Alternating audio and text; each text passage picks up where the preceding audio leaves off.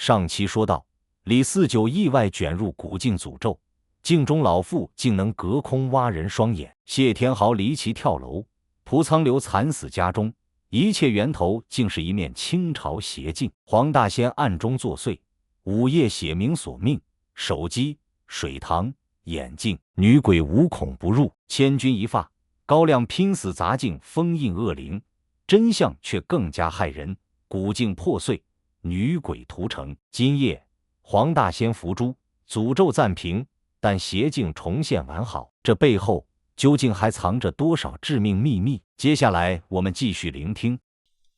林千怡解释道，按照749局的规矩，局里的调查员每次在处理完乙级以上的事件后，就可以申请7天的假期来调整状态。不得不说，虽然是国家机构，但是749局的福利制度还真是人性化呀，比起我过去在拍卖行的工作要好了许多。这时候高亮正好拿着一壶茶水走到了办公室，听见我说休假的事情，他很惊讶地说，四九啊，你要休假？我忙问怎么了，高亮却摇了摇头说没事，只是让我要休假就赶快休，回来之后还有事情要交代我去做。听到这儿我犹豫了一下，问他是什么事情，急不急？如果是要紧的事情的话，那我还是过段日子再休息吧。不过高亮却摆了摆手，说也没什么大事，让我安安心心休完假再说。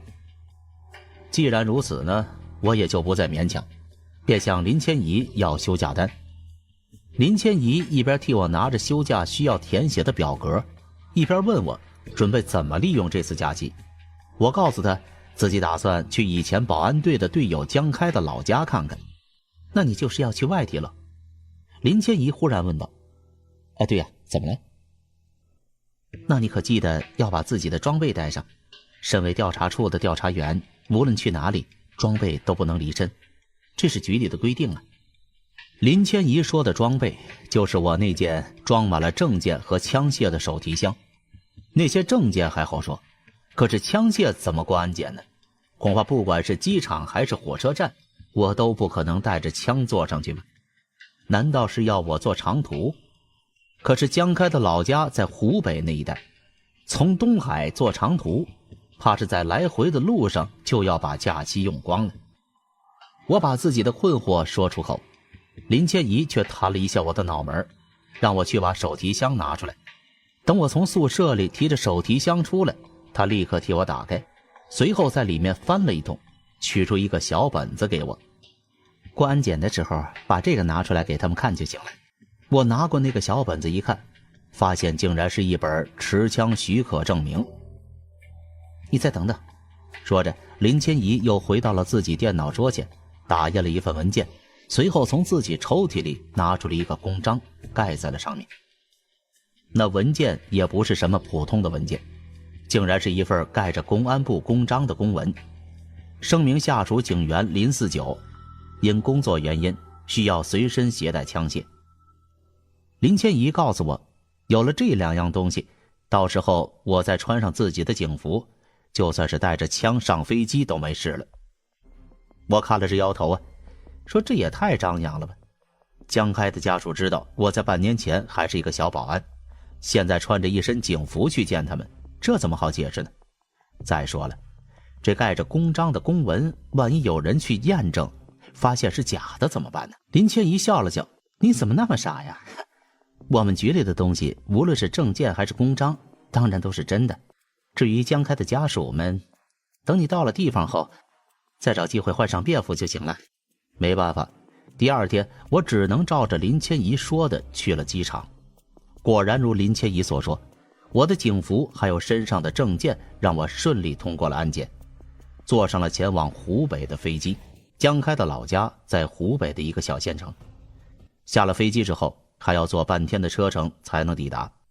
我顺着江开曾经留下过的地址，一路上门寻找，终于找到了他父母的家。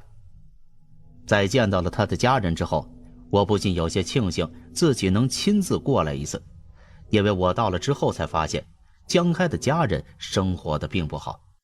虽然江开死后保险公司补偿了一大笔赔款，但这些钱并不能完全解决他们家里的问题。江开老婆早年病死，家里只剩下了他的父母，还有一个刚上小学的女儿。两位老人都已经失去了工作能力，小女儿因为要读书开支又大，因此日子一直过得是紧巴巴的。而且和大部分农村人不一样，江开是家里的独子，没有其他兄弟姐妹，因此除了金钱之外，他们的生活都有些困难。江开的小女儿虽然才刚上小学，却已经需要帮爷爷奶奶一起处理家务。见状，我问江开爸爸为什么不去请保姆。那时候虽然小地方很少见，但是国内许多大城市里已经开始流行起用保姆这种风潮了。依照江开老家的那种经济水平，请一个保姆日常照理下家务，每个月也不过最多才花费1000多块钱。但是江开爸爸却拒绝了，说是要把钱省下来，以后给江开女儿做嫁妆用。于是我便在那几天里偷偷瞒着他们两位老人去外面给他们找了一个保姆，并且预付了1年的工资。知道这件事后，两位老人死活不同意，一定要把钱还给我，还要把保姆退了。我好说歹说才让两位同意了下来，为此差点还磨破了嘴皮子。临别时，我又悄悄塞给江开女儿1万块钱，让她等我走后再给爷爷奶奶，并且告诉她以后每个月我都会寄钱过来，让他爷爷奶奶别太节俭，照顾好身体才能看着你长大。我这么做并不仅仅是因为可怜他们，更是为了报恩。因为我认为当初在香港，要不是江开推了我一把，或许我就已经死在了佛像的手中。我的命是江开救下来的，因此江开的家人以后也是我的家人。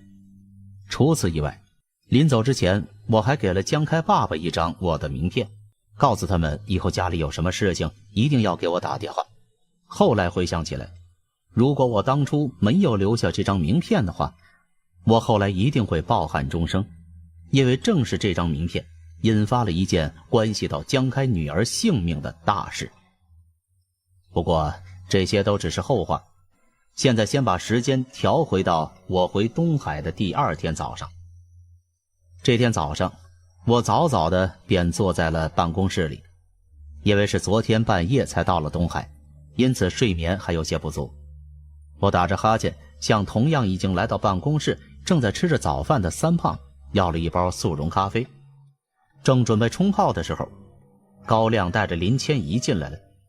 1周不见，我还没来得及打招呼，高亮却忽然对我说：四九啊，把杯子放下，我要你立刻回去收拾行李，你和林千怡要去一次外地。是出任务了吗？我一下子愣住了，还以为自己是没睡醒听错了，但紧接着高亮就走了过来，把我手上的杯子抢走放在了桌子上。他同时还塞给了我一张机票，对我说道：已经给你订好机票了，9点20的飞机，算上路上的时间呢，你只有30分钟可以磨蹭了。我看着手中的机票，还是有些搞不清楚状况。这时候三胖听到我们的谈话，也凑了过来：高科爷，又有任务了，到底是哪里发生了事情啊？虽然已经距离上次的事件过了1个星期了，可看起来高亮仍然还没有对三胖那时的表现消气儿呢。见到他凑过来，立刻板着脸说：有任务又怎么样啊？这次是有49和小林要出去，你就给我老老实实待在这里。三胖苦着脸说：别，高老大，你可不能偏心啊！我和49可是好兄弟，谁也不能离开谁的。他出去办任务，我也要去呀。高亮听了忍不住哼了一声：你又不是女人，49凭什么离不开你啊？上次的事件检讨你写完了吗？都1周了还没有给我。总而言之，你是想回情报处吗？我似笑非笑地看着三胖，他苦着脸重新坐回了座位，用手托住腮帮子，一副憋屈相。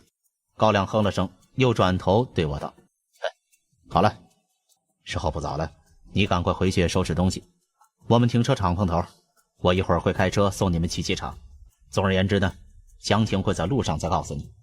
真是没有想到，我刚回到局里，竟然又要马不停蹄地离开东海去外地。而且看高亮的模样，这次的事件好像还非常紧急的样子。因此我忍不住有些好奇，到底是什么事件会让高亮如此紧张？难道有甲级事件发生了？可转念一想，又好像有些不对。如果是甲级事件的话，为什么高亮又会说这次的任务是由我和林千怡2人负责？以他的判断，只需要我们2个人就能解决的事件，会是甲级事件吗？抱着心中的疑问，我火速赶回了自己的宿舍。幸好因为昨天回来的晚，我的行李都还没有收拾，因此没有花费几分钟，我便赶到了停车场。等我到达停车场后，林千怡和高亮已经坐在一辆切诺基上等我了。看我来了，高亮立刻走下了车，帮我把东西扔到了后备箱上。看他那心急火燎的样子，我忍不住问道：高科长，这次到底是什么任务啊？只有我和林姐2个人吗？问那么多干嘛呀？赶快上车，路上再跟你详说。高亮没有回答我的问题，只是一个劲儿地催促我上车，自己则坐在了驾驶座。等我上车后，一脚油门，车子开出了749局总部。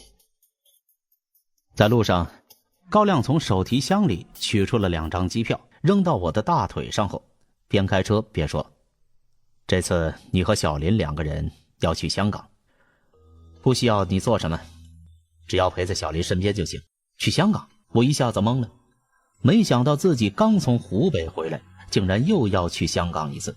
而且听高亮的意思，好像这一次并不是什么任务。我不禁问道：高科长，难道不是有什么事件发生了吗？高亮说：事件？哪里有那么多事件呢？我刚才没说吗？这次你和小林其实是去香港找一个人，让他回调查处上班。那家伙平时都在台湾，最近得到消息刚刚去了香港，错过了这次机会，下次就不好找他了。请人回来上班？我更加搞不明白了，又追问他说的是什么意思。虽然还是早上，但是前往飞机场的道路上已经满是熙熙攘攘的车流。高亮忙着开车，看起来根本没有余暇多做解释，便让坐在后排的林千怡代替他进行说明。听了林千怡的话，我才了解这次香港之行的目的。原来这一次8成的行动，让调查处2科损失了2名优秀的调查员，这不但影响了2科的工作，更加严重的是，让调查处里一下子同时失去了仅有的2位专门处理灵异类事件的专家。虽然调查处的3个科室基本都是按照地理来划分工作范围，1科负责北方，2科负责南方，3科负责机动支援。但是在事件发生之前，如果能够确定这次的事件属于灵异类事件的话，一般都会交给2科的人去解决。因为在2科之中，有着调查处唯一的2名专门处理灵异类事件的专家，也就是王阳明和侯阳芳。但如今他们2个已经死在了上次的古镜事件中，因此局里在处理与灵异类事件有关的案件时，一下子就有些应付不过来了。在我休假的这一周里，1科和2科都各自接到了一起疑似灵异类事件的案子。最后虽然2起事件都得到了解决，但在1科负责的事件之中，却因为调查员对灵异类型的案子经验不足，导致办案的一名调查员在办案的过程中被鬼魂勾走了魂魄，现在还在一座道馆里请人做法拯救。因为这2起事件，让调查处不得不开始考虑招募新的处理灵异类事件的专家，而他们选中的最佳人选就是曾经在3科待过一段时间，最后却因为私人原因而暂时离职的某人。也就是说，这个人其实原本就是我们3科的人了。我心想，难怪这次的任务会让我们3科来负责呀，原来要请回来的原本就是3科自己的人手。不过我忽然问道，暂时离职？高科长，我们这种部门也能暂时离职吗？在我的印象中，749局恐怕是整个国内保密程度最高的几个部门之一了。在这种部门中工作的人，竟然也可以和普通的行政单位那样暂时离职，而且还能去了台湾。高亮没有在开玩笑吗？高亮回答我，那家伙是个特例啊。当初他加入749局的时候，就已经和王军约定好了，只要他愿意，随时都可以离开。那家伙到底是谁啊？还这么能摆谱啊？我坐在副驾驶，看着前面已经逐渐靠近的机场，问道。高亮竖起了大拇指，指向了后排的林千怡。这你可以去问小林，局里面恐怕他最清楚那个家伙了。毕竟当初那家伙离职的原因之一，就是因为……高亮话说到了一半，林千怡忽然用膝盖顶了一下他的驾驶座。高科长，过去的事情就不要提了。我回过头，看着板着脸看向窗外的林千怡，隐约生出一丝好奇。虽然被林千怡打断了，可是听高亮刚才话里的意思，难道那个人的离职和林千怡还有什么关联吗？或许是察觉到了我的目光，林千怡的脸上显露出一丝不安，她带着极为伪装的表情，在此时暴露出了一丝惶恐。或许是为了转移我的注意力，林千怡在这时候对高亮说，高科长，这一次为什么要49和我一起去呢？如果要找那个人的话，我一个人就足够了。不，49是一定要去的。高亮一边开车一边说，嘴角同时微微翘起，笑起来像一个老狐狸似的。只要有49在，那小子一定会乖乖的和你们回来。当时的高亮如同预言一样说出了这番话，但我和林千怡却没有一个人能够明白他说的到底是什么意思。一直到了香港之行结束之后，我才恍然大悟，明白了这一次高亮之所以会让我和林千怡一块儿去香港，原来是早有预谋。不过在那之前呢，我却是对高亮的话毫无头绪。事实上，当我和林千怡两人最终坐上了前往香港的航班的时候，我甚至还连我们这次要找的那个前3科调查员的名字都不知道呢。在飞机上，我曾经尝试着想要从林千怡嘴里打听出此行目标人物的具体消息，可是不知道为什么，林千怡对我们要去见的那个人却明显不愿多提，只是吞吞吐吐告诉了我，一切等我们到了香港之后再说。下了飞机之后，我和林千怡先在机场吃了一顿便饭，紧接着便直接打车前往一个叫做红馆的地方。用林千怡的话说，依照高科长所给出的情报，我们此行的目标人物此刻就在那个地方。故地重游，香港的一切对我来说已经不再陌生了。不过在前往红馆的路上，我却发现这一次来香港，街上的行人似乎比我第一次来时多出了许多。从车窗往外看去，许多年轻的男男女女背着大包小包的行李，正朝着与我们同一方向的位置在人行道上缓步前行。我问出租车司机，外面这是怎么了？难道是最近有什么活动吗？那司机却好笑地回头看了看我，对我说道，靓仔呀，你们难道不是去看演唱会的吗？演唱会？谁的演唱会啊？我疑惑地问。出租车司机一摆手，指着附近一栋大楼说，不就是那个谁吗？今天是他的演唱会了，全香港的歌迷都倾巢出动了，听说台湾那边也来了好几千人呢。那座路上人怎么会不多呀？我顺着司机所指的方向往窗外看去，正好看见了一幅张贴在大楼外墙的巨幅海报，才明白了刚才司机所说的到底是怎么回事。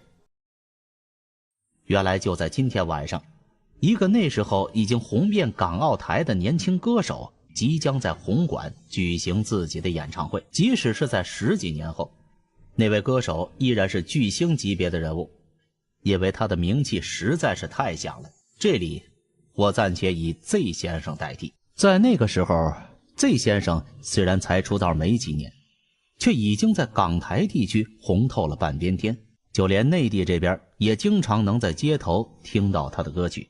因此呢，就连我这个对音乐不怎么感兴趣的人也听说过他的大名。只是我实在没想到，我们这次的目标竟然会在 Z 先生即将举办演唱会的地方。难道我们要找的人就是红馆会场的工作人员吗？不过我记得高亮曾经说过，那个人离开了749局后就去了台湾，这又是怎么回事呢？抱着这个疑问，我们到了红馆。红馆位于香港九龙油尖旺区红磡畅云道9号，外形上阔下窄，看起来像一颗钻石，又像是一座倒转的金字塔。当出租车在红馆对面的车站停下时，马路上已经挤满了人。我扫了一眼，果然绝大部分都是一些年轻人，他们有的举着 Z 先生的海报，有的则拿着荧光棒，看起来就像是来到了节日会场一样热闹。下了车，我迷茫地看着四周，正想着我们接下来该怎么办的时候，却见到林千怡拿出了手机，拨起了一串电话号码。我好奇地问了一句：“嘿，林姐，你打给谁呀？打给这次的目标啊？你竟然知道他的电话号码啊？”我张大了嘴。林千怡看了我一眼：“临行前高科长给我的。”我怎么可能会把那种家伙的电话记下来？我心里的困惑顿时更深了，心想这次我们要找的人到底是谁呢？为什么林千怡会对他有那么大的怨念？这时候只见电话似乎通了，我不着痕迹地靠近了林千怡，同时竖起自己的耳朵，便听到林千怡对着电话说道：“喂，是我，不要废话了，你现在是不是在香港红馆？我现在就在红馆外面，赶快出来，我有事情要找你，不是私事，这次我是带着局里的命令来的，具体的事情见面后再谈。我不管你忙不忙，我只给你30分钟，30分钟后还不见到你，我立刻就回东海，你自己看着办。”就这样挂掉了电话。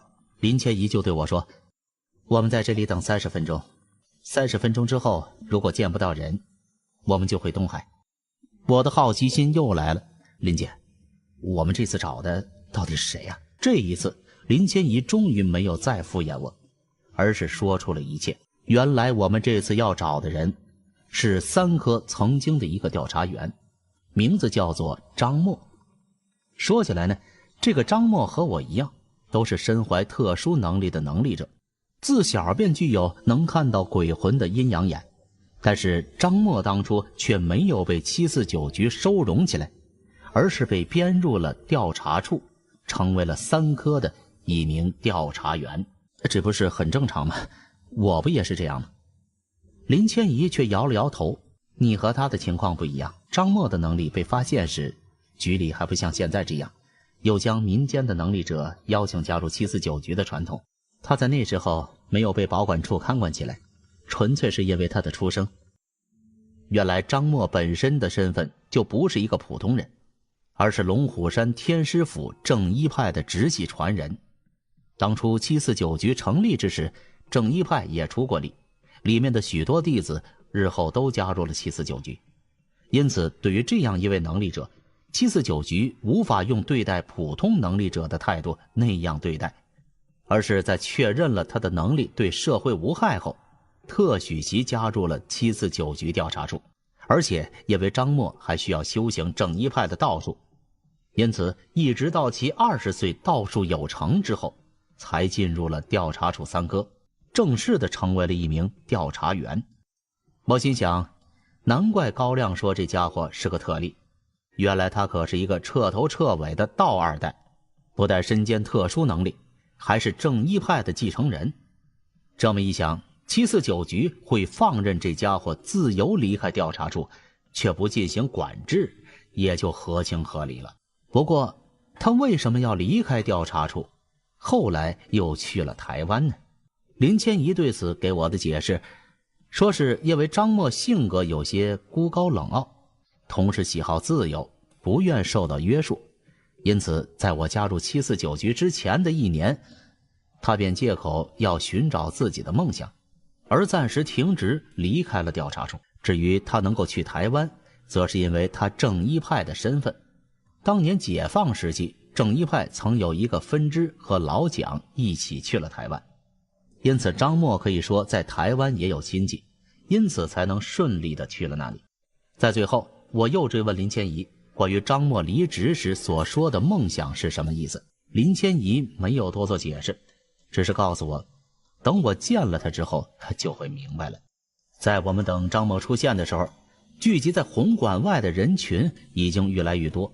虽然 Z 先生的演唱会要晚上才会开始，可是许多热情的歌迷却已经早早聚集在了会场之外。这其中大部分都是女性，但男性歌迷也有不少。或许是因为林千怡的外貌，在我们等候的时候，我发现身旁聚集的男歌迷越来越多了起来。胆子小的人都在远远打望着他，而一些胆大的则直接走了过来，向林千怡索要电话号码。对于这些人呢，林千怡都是毫不犹豫的冷冷回绝，连半点笑容都不舍得露出。尽管如此，可是周围靠过来的男人还是越来越多。见状，我便向林千怡提议移动到场馆工作人员进出的出入口，免得一会儿因为周围的这些人让张默找不到我们。林千怡同意了。正在这个时候，从马路上忽然传来了一阵骚动，我还以为是不是 Z 先生来了，好奇地回过头，却发现根本不是这样。在马路对面，约莫10几个年轻漂亮的美女正簇拥着一个男人穿过马路。那些美女虽然不及林千怡，但也都可以说是近似模特级别的美人啊，一个个皮肤白嫩，身材凹凸有致。可让人大跌眼镜的是，被他们簇拥着的男人却是一个背着双肩包，戴着厚如啤酒瓶底那么厚的眼镜的青年男子。用后来流行的说法，那男人一眼看起来就是个宅男，可在一个宅男的身边，却一下子簇拥了那么多让人流口水的美女，而且那些女人竟然一个个都是含情脉脉，满面桃花地看着那个宅男。这一幕自然震碎了周围众多男人的眼睛，我也被震得够呛啊！心想，香港果然是个国际大都市啊，竟然连女人挑男人的品味都如此的与众不同。要不是身后的林千怡已经在催促我快点，我真想现在就凑上去问问那个宅男，他是怎么俘获那么多美女的芳心的。我们刚走到工作人员出入口时，一个挂着工作人员吊牌的女人就迎了上来。她端详了林千怡一阵子，眼神中竟稍许有些敌意。请问是林千怡小姐吗？林千怡回答道。是的，请问你是哪位？那女人自我回答道。我是阿莫的同事，他现在出不出声，让我先带你们进去。林千怡撇了撇嘴，没说话。我不知道他是不是觉得那个张默太会摆架子，便抢先一步说道：那麻烦你了，请带路吧。你是？那女人打量着我问道。我连忙说：和林姐一样，都是张默以前的朋友。她不是阿莫的女朋友吗？女人脸上有些惊讶地问道。我也愣了一下，没明白她的意思。怎么会啊？我们是有事情来找张默的。那好吧。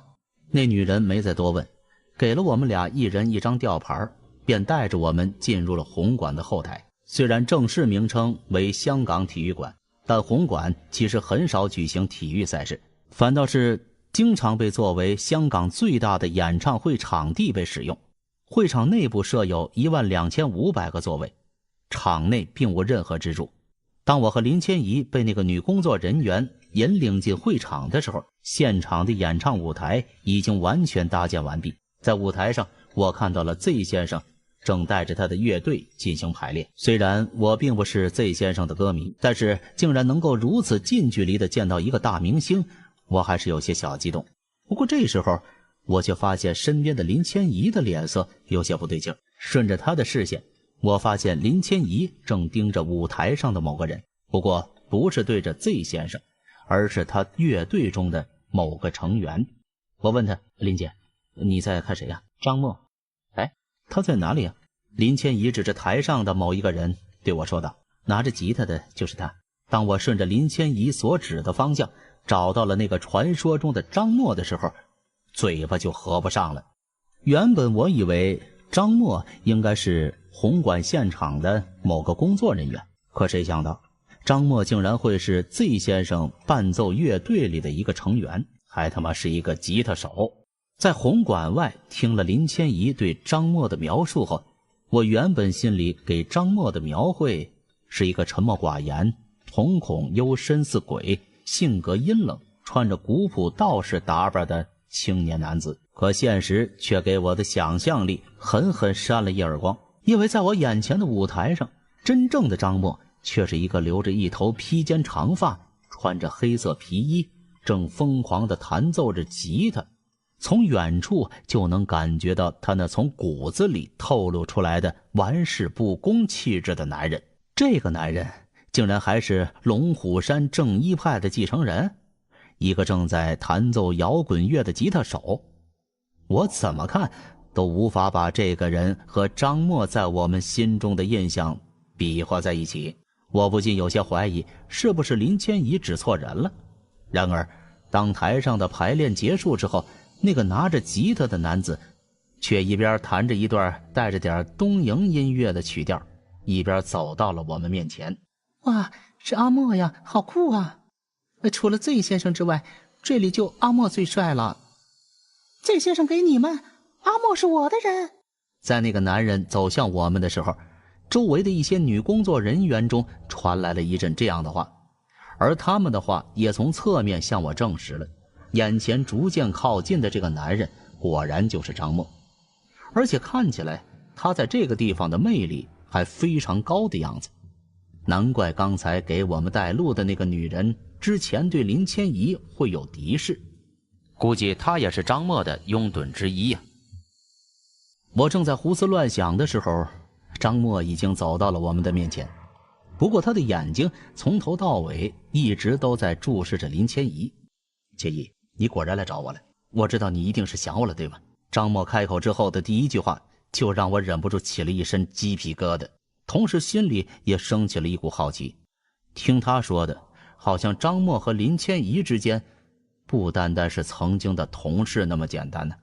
这时候林千怡也开口了，虽然张默弹着吉他走过来的样子非常帅气，他的开场白也很深情，可林千怡显然并不吃他这一套。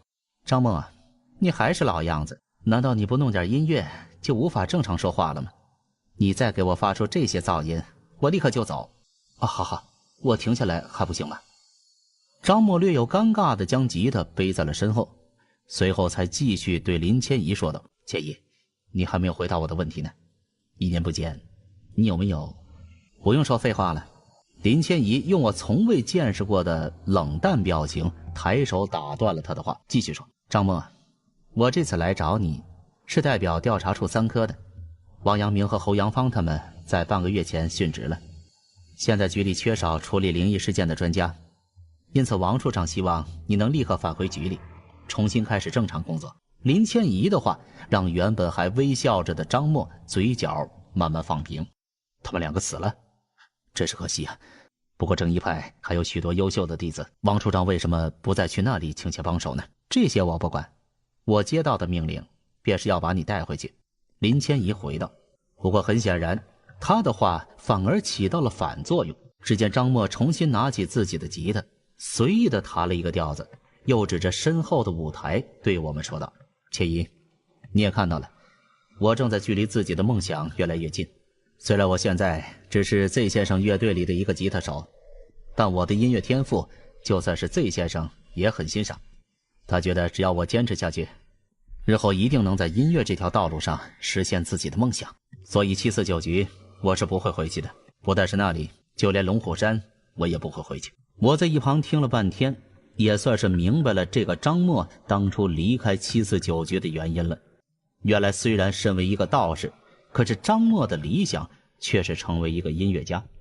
比起在749局调查神秘事件，在龙虎山做法驱魔，他更愿拿着一把吉他在舞台上演奏歌唱。张默不但有这样的理想，还有能够实现自己理想的卓越能力。自从离开了749局之后，张默凭着龙虎山分支的关系顺利进入了台湾，并且在1年之内就在台湾的音乐圈里小有名气，甚至还成为 Z 先生御用的现场伴奏乐队的一员。想一想，张默离开了749局之后，只用了1年就能在音乐圈里有现在这样的成就，的确还真是不容易。也难怪任凭现在林千怡说的口干舌燥，张默依旧是摇头不允。我在一旁看着心里着急，真想也凑上去帮忙，但想到临来香港之前高亮对我什么都不要做的叮嘱，只能傻傻地站在一旁干着急。大约劝了10分钟之后，林千怡看起来终于是放弃了。既然如此，那你就继续追求你的音乐吧，告辞了。林千怡瞪了张默一眼，扭头便拉着我的胳膊向外走去。似乎是在这时候，那个张默才第一次注意到了我。我发现当他看到林千怡拉着我的胳膊的时候，嘴角明显抽搐了一下，随即便拦在了我们面前，指着我的鼻子问林千怡：千怡，这小子是谁呀？他是林49，是我弟弟。林49？张默上下打量着我，那种眼神让我很不舒服。我以前怎么没听说你有弟弟？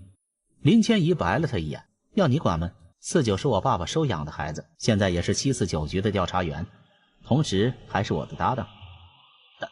搭档？张默看着我，眼睛里似乎要冒出火来。高科长怎么能这样啊？你的搭档不一直都是我吗？直到这个时候，我才算是有些明白当初高亮要我和林千怡一起来香港的原因。感情这张默过去不但好像曾经是林千怡的搭档，还有些喜欢林千怡的样子。而高亮会让我来香港，多半就是为了让我能成为点燃张默嫉妒心的火药。这个胖狐狸实在是太阴险了。我正在这么想的时候，张默已经指着我问：小子，你到底是谁呀？我彻底无语。林姐不是说了吗？我是林49，林姐现在的搭档。放屁！张默忽然大吼了一声，这一声不但吓了我一跳，就连我们周围的人都被惊动了，开始朝我们这里望了过来。不过张默却浑然不觉的样子，冷笑着揪着我的衣领不松手。千怡的搭档永远只可能是我一个人，小子，你给我记住，别打他的主意。林千怡和你就像天上和地下，完全是2个世界的人，你这种男人他根本就看不上。张默这一通话让我顿时又气又羞，一方面是因为他言语之中对我的看不起，另一方面却又是因为他的话真的点到了我的心事，那就是对林千怡我的确有男女之情。因此我的脸立刻涨红了起来，想反驳张默，却又一时不知道该说些什么。好在这时候林千怡也生气起来，在一边大声斥责：张默，你个神经病，你有什么资格这样说49啊？一边说着，林千怡便拉开了张默的手，随后勾住我的胳膊便往外走。走吧，49，这种人既然不愿意回去，我们就不要继续浪费时间了。原本还很激动的张默在看到林千怡脸上的寒意后，终于冷静了下来。他重新拦住我们，开始给林千怡和我道歉。但这个时候不管张默说什么，林千怡嘴里永远只会回他一句话，那就是问张默到底回不回749局。见到张默沉默不语，林千怡便会拉着我继续向前，随后又被张默拦下，一直这样重复到了靠近出口的地方。张默总算改变了策略，他对林千怡说：千怡，实话告诉你，这次的演唱会对我来说非常重要，就算我同意回去，也要等这次演唱会结束才行啊。因此回749局的事情，请等今天的演唱会结束之后再给你答复好吗？这一次林千怡终于有了新的回应，他看了张默一眼：好，我给你这个机会，演唱会结束后你给我打电话吧。这个张默又从怀里取出2张门票塞到了他的手上，这是今天晚上 Z 先生的演唱会门票，是最好的 VIP 位置，要是不嫌弃的话，我希望你能来看看，当然这个林49也可以。说完这些，张默不给林千怡拒绝的机会，便跑走了。我看着他逐渐远去的背影，又回头看了看林千怡，问道：林姐，我们现在是先出去再说吧？林千怡并没有把那2张门票扔掉，而是收了起来，放进了口袋里。走出红馆，回想起张默之前的举动，我终于忍不住询问起他和林千怡的关系。起初林千怡还是有些不肯告诉我，还叫我不要问了，我极度想知道他们的关系。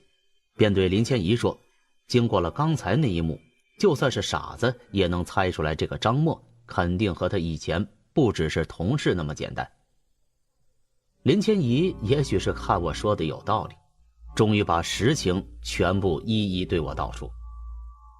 原来关于张默离开749局的原因，林千怡之前还有一个地方隐瞒了我，那就是张默离开749局除了要去实现自己的音乐之梦外，最大的原因却是因为他对林千怡求婚不成而受到的打击。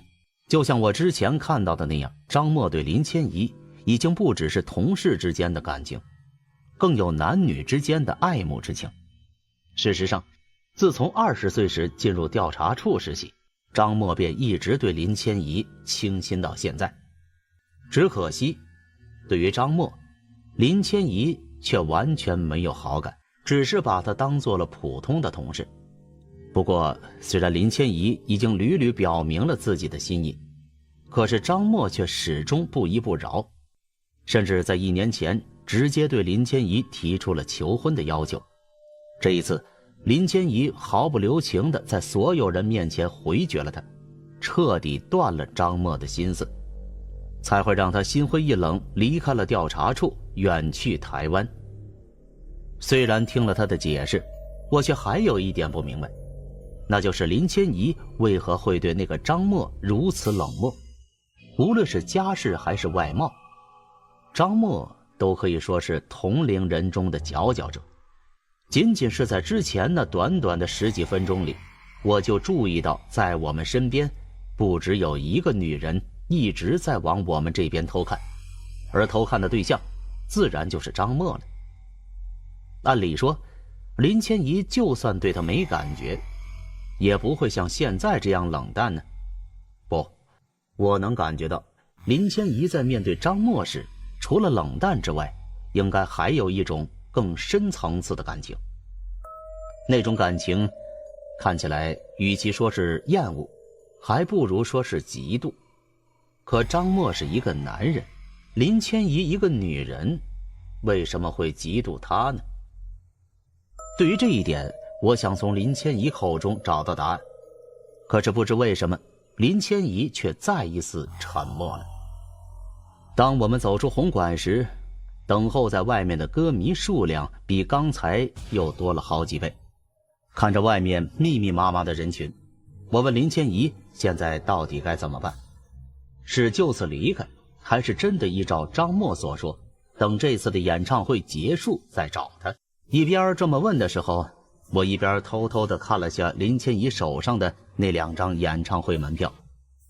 老实说，我虽然不是 Z 先生的歌迷，但长这么大，我还没亲眼见过一个大歌星的现场演唱会是什么模样，心里好奇得很呢。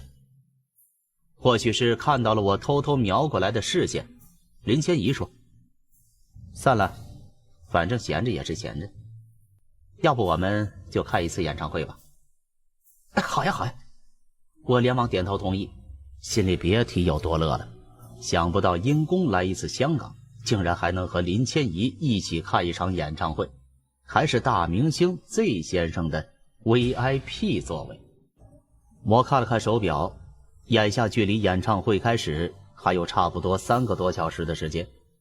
我和林千怡又不是 Z 先生的铁杆歌迷，没必要和这些人一样在红馆外傻等着，便提议先去周围逛逛，找个能吃饭的地方打发一下时间。林千怡点头同意了。我们正准备过马路离开这里时，林千怡忽然回过了头，看向我的背后：“这位先生，你有什么事吗？”我转过头，发现林千怡是在对我背后的一个男人说话。然而当我看到这个男人的脸时，却觉得面前的这个人有些眼熟。矮胖的身材，乱糟糟的头发，还有那和啤酒瓶瓶底差不多厚的眼镜，身上还带着一股好像狐臭的怪味道。眼前的这个家伙，不就是见到张默前那个被一群美女簇拥的宅男吗？我四处看了看，果然发现在距离我们不远处有一群美女正隔着10几米的距离朝着我们望来。当然，那些美女几乎都是在看向这个宅男。这时候，我们面前的宅男也开始了自我介绍。他明显是香港人，说的普通话带有明显的广东口音，让我听得有些抓狂。10个字勉强能听懂6个，就连林千怡也听得直皱眉头。你好啊，我叫阿唐，你也可以和别人一样叫我唐仔呢。不知道我能否知道这位美丽的小姐叫什么名字呀？听到这个唐仔的话，我暗自摇了摇头，没想到又是一个来找林千怡搭讪的。可让我大跌眼镜的是，林千怡竟然没有如之前对付别人那样直接将这个宅男打发走，而是竟然回应了这个唐仔的提问。我叫林千怡，很高兴认识你。一边说着，林千怡甚至还主动和唐仔握了握手。这个叫唐仔的宅男明显不是什么好人呢，因为在握住了林千怡的手之后，他竟然就紧抓不放了起来，同时嘴里还说起了不正经的话。李小姐呀，我也很高兴能认识你啊，你的气质真棒啊，比今年的黄姐都要漂亮多了。这个唐仔明显不是什么搭讪老手，说的话连我都差点听吐了。但出乎我的意料，林千怡竟然笑着接受的。谢谢你的夸奖啊，你也非常帅气。我顿时感到有些不自在。唐仔继续说，不知林小姐，你也是来看这先生的演唱会吗？要不要和我们一起我和几个朋友今天订了演唱会的 VIP 座位了现在刚好还有空位置不瞒你说了，我一见到林小姐呢，就很想跟你交个朋友啊。这个林千怡看了看我，脸上竟然露出了犹豫而不是拒绝的表情。我和我的朋友要去吃饭。唐仔用带着敌意的眼神看了我一眼，又对林千怡笑道，那可太巧了我也正肚子饿了要不我们一起去吧，之后呢还可以一起看演唱会了。好。林千怡一个好字还没有出口，我已经插进了他们2人之间，把这个死胖子向后推了一把。不好意思我们还有些私事要谈呢，麻烦你先离开好吗？我居高临下的对唐仔瞪了一下眼睛，后者脸上明显出现了有些慌乱的神色。但这时候林千怡的声音却从背后响了起来，四九，你怎么能这么没礼貌呢？林千怡竟然对我的行为感到了不高兴，我一下子愣住了，觉得今天他的举止实在是有些反常。这个时候那个唐仔似乎也要说些什么，但被我凶狠地盯了一下后又萎了，不由得向后退了几步。不过在唐仔后退的同时，林千怡却也向着他走了几步，竟然是有些不想和他离远了的意思。这时候无论我多么迟钝，也能感觉到今天的林千怡实在是有些不对劲儿。于是我不由分说拉着林千怡便穿过了马路。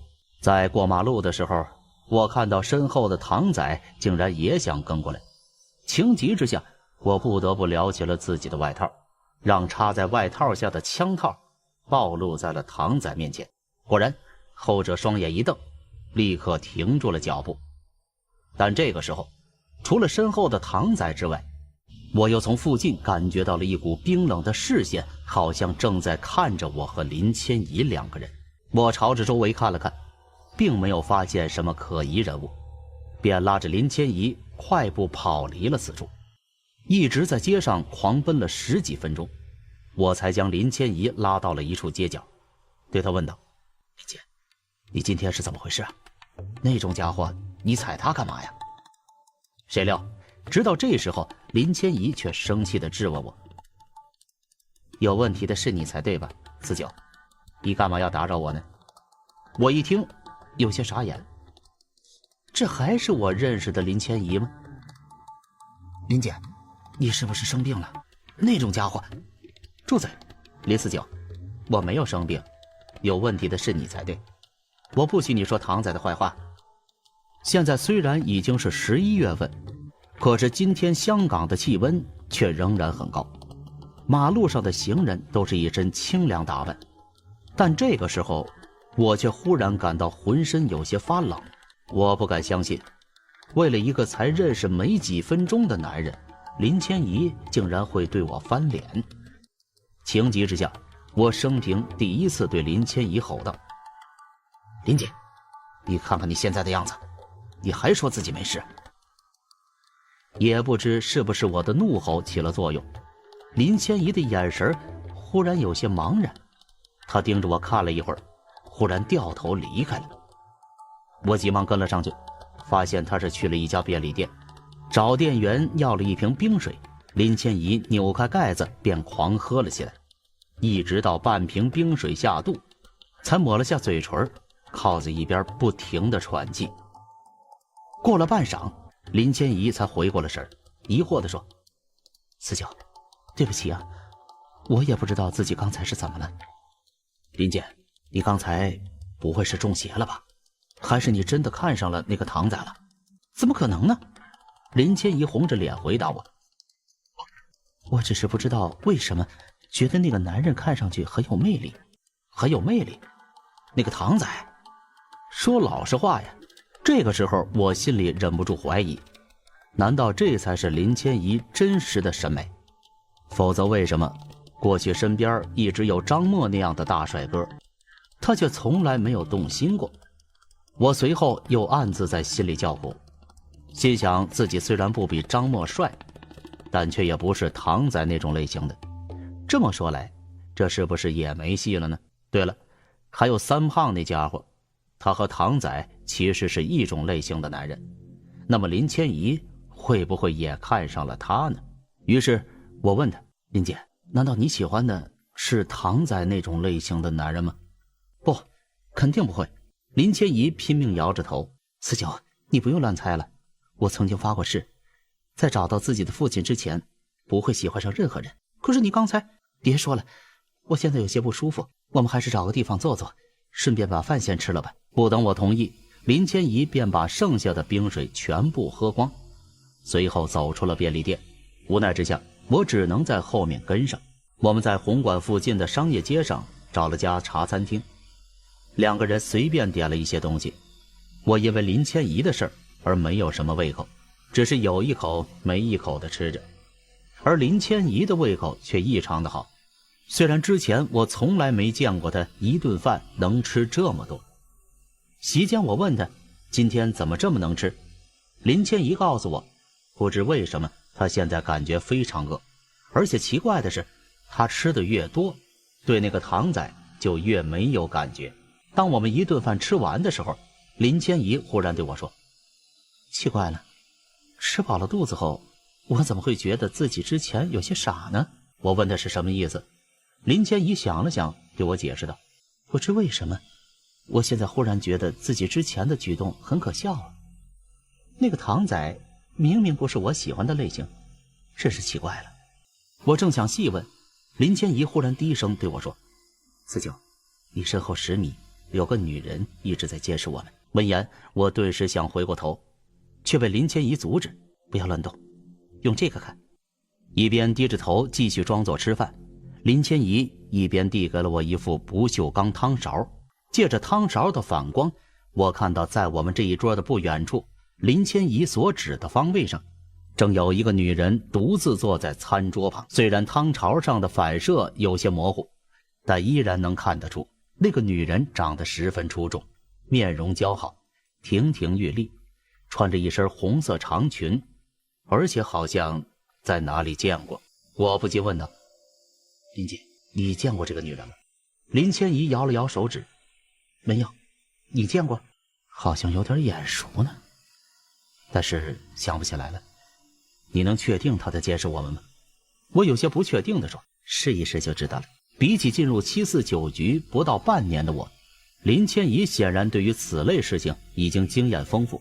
她匆匆叫了服务员买单，随后便拉上我离开了餐厅。我们走出去之后没多久，林千怡便拉着我停下了脚步，我见他默默数了10秒，便忽然带着我重新走回餐厅。还没走到餐厅门口，餐厅的大门就打开了。那个刚才还在吃着饭的红衣女人已经快步从餐厅里走了出来，同时朝着我们的方向望了过来。看到我和林千怡，那个红衣女人下意识地停留了1秒钟，便又继续埋头向前走，想要装作没有什么事情的样子。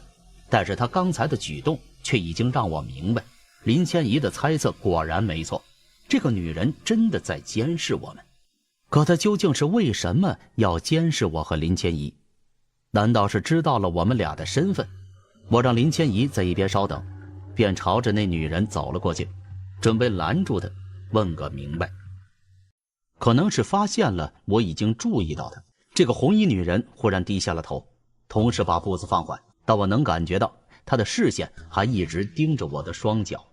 与此同时，我还注意到在这个红衣女人的左手上似乎紧紧握着一样东西。就在我为那件东西而分心的时候，红衣女人却忽然对我尖叫了一声，紧接着便将藏着东西的左手摆到了腰间，朝着我冲了过来。直到这时候，我才发现红衣女人手上拿着的竟然是一把餐刀。我自问自己虽然不是什么大善人，但也没有做过什么坏事，更不可能平白无故招惹像面前这样漂亮的女人。因此在见到这把餐刀之前，我完全没有想到她竟然会做出这样一幕。我当时完全吓傻了，根本来不及做出反应。眼看着这个女人已经冲到了我的面前，正往我的怀里撞过来，一道香风忽然从我面前吹过。原来是林千怡拦在了红衣女人面前。林千怡一把从红衣女人手上抢过了餐刀，随后将她的双手剪在了背后，同时大叫道：“你是谁？为什么要杀49？”不过那个女人却没有回答他，反而抬起头狠狠地瞪着我道：“杀了你！我要杀了你！”我们这边的骚乱很快被周围的人群注意到，而且肯定已经有人报了警，因为没过几分钟便有2个警察推开了人群，朝着我们走了过来。这2个警察看到骑在红衣女人身上，同时单手抓着餐刀的林千怡，立刻紧张地拔出了手枪，警告林千怡立刻放下武器，举起手来，否则就要开枪。我怕林千怡有闪失，便想要上前解释，却被其中一名警察用枪口逼退。我连忙也举起手，说这都是误会，真正的犯人是那个女人。幸好刚才的一幕，周围的人群中也有人看到。听到我这么一说，立刻有人站了出来，表示我说的都是真的。那你认识这位女士吗？警察这样问我。我有些纳闷的摇了摇头，从来没见过呀。刚才一见面，她就拿着餐刀想要捅我。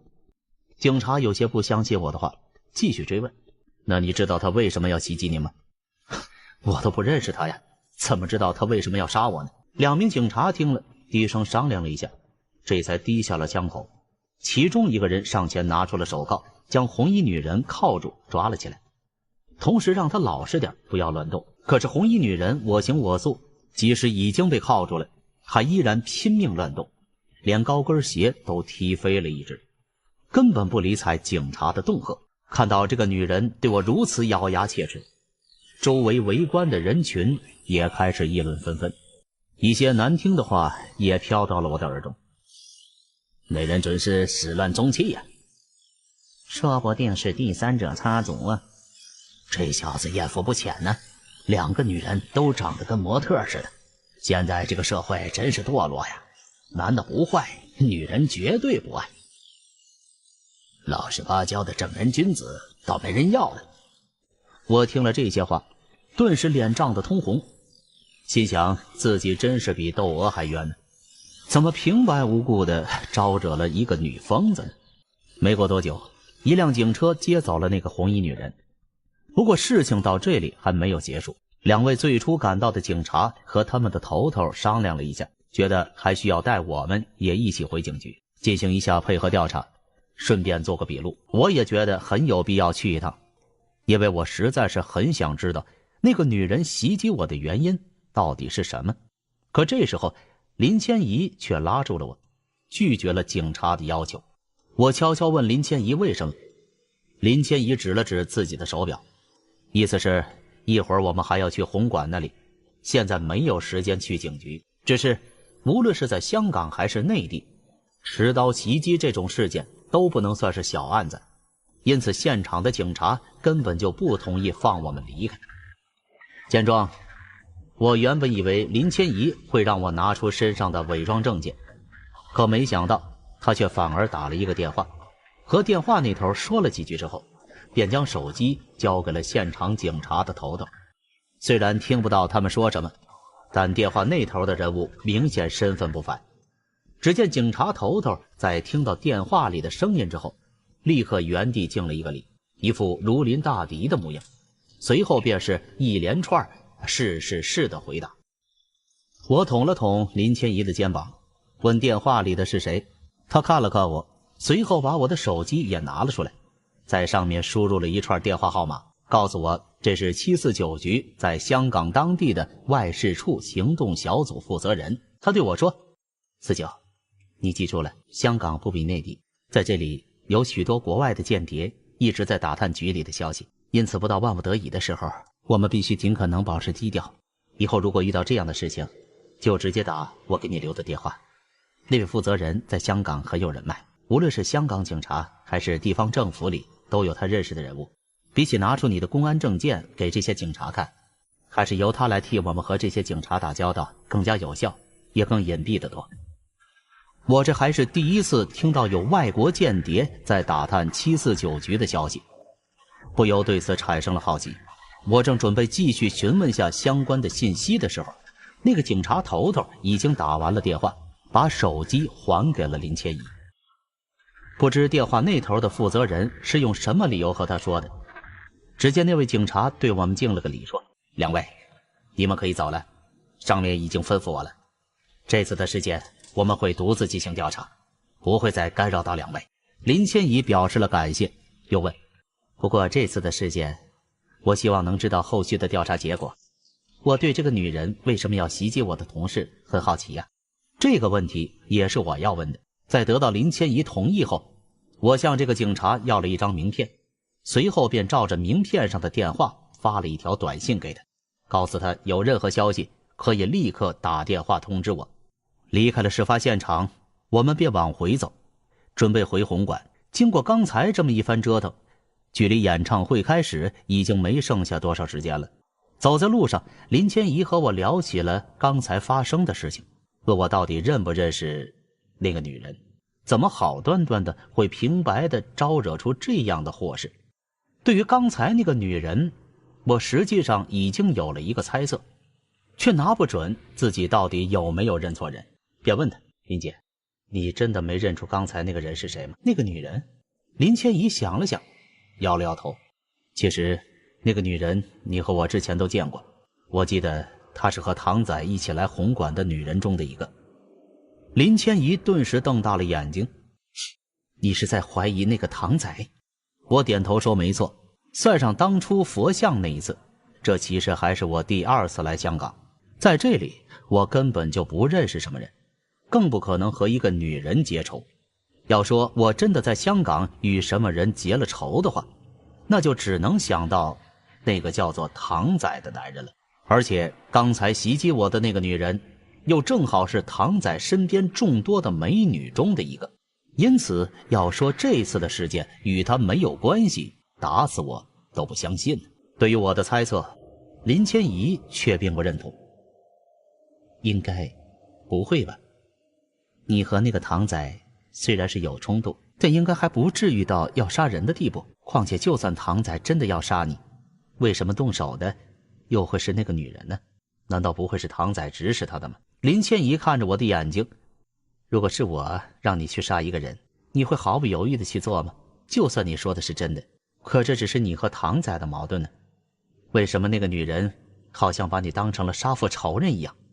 这说不通啊。”听他这么说，我只能报以苦笑，点了点头，心想的确是这样啊。就算真的是唐仔指使那个女人来杀我，可他刚才对我的那种切齿仇恨，也完全不像是仅仅被人指使这么简单。想来想去，最后我们俩还是难以想出个所以然来，看起来只能等警察那边的调查结果了。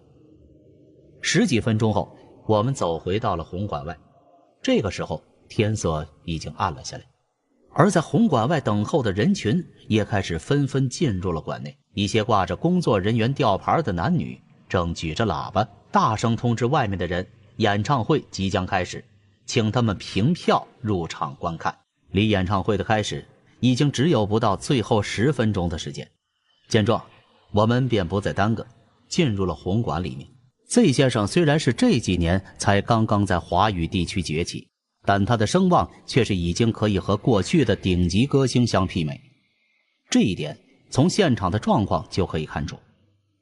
在我们进入红馆的时候，虽然整个会场可以容纳12000人之多，但整个会场里早已经是座无虚席。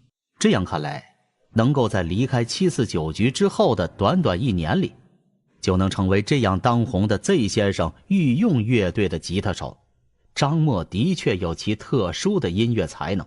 当我和林千怡两人坐在 VIP 坐席上时，四周的座位已经被坐得满满当当，每一个人的脸上都是热情高涨，似乎所有人都在期待着接下来激动人心的演唱会的开始。